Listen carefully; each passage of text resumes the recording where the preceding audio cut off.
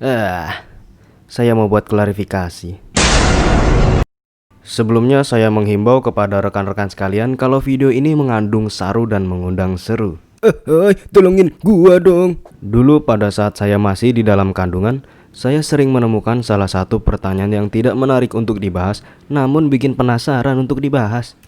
Pertanyaan ini dulu sering tersebar di sosial media dan membuat para netizen saling melempar pertanyaan, saling melempar jawaban, dan saling lempar-lemparan. Kalau tidak salah, pertanyaannya seperti ini. Kenapa dinamakan rumah sakit? Kenapa bukan rumah sehat atau rumah penyembuhan? Itu artinya rumahnya dong yang sakit. Kan di sana pusat kesehatan, isinya dokter kesehatan, alat-alat kesehatan, dan orang sakit yang masuk ke sana menjadi sehat. Lalu kenapa dinamakan rumah sakit? Kan masih banyak istilah yang lebih masuk akal. Ya, resek bener orang-orang ini. Ya, kenapa dinamakan rumah sakit? Kok tidak rumah sehat?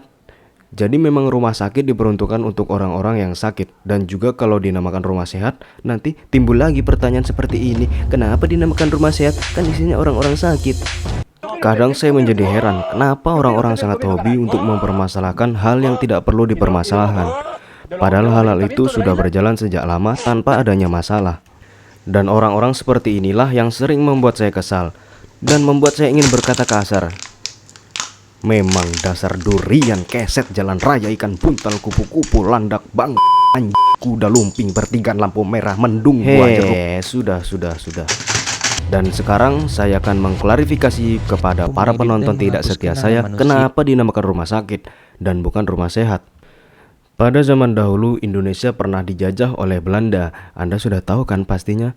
Belanda menjajah Indonesia kurang lebih 350 tahun atau 35 dekade atau 3,5 abad.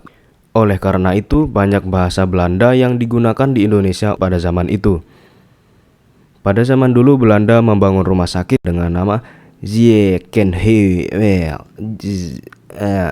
Ziekenhuis.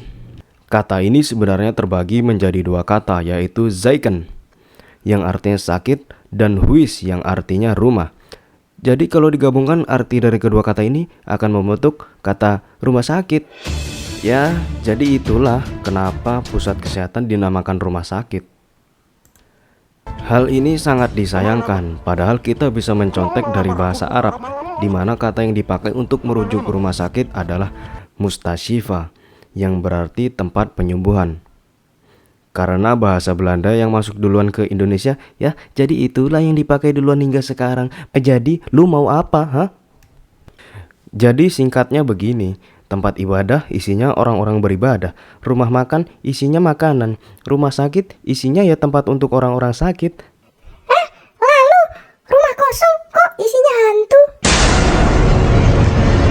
Ya, jadi untuk kalian para penonton tidak setia saya berharap untuk berhenti mempermasalahkan hal-hal yang semestinya tidak perlu dipermasalahkan.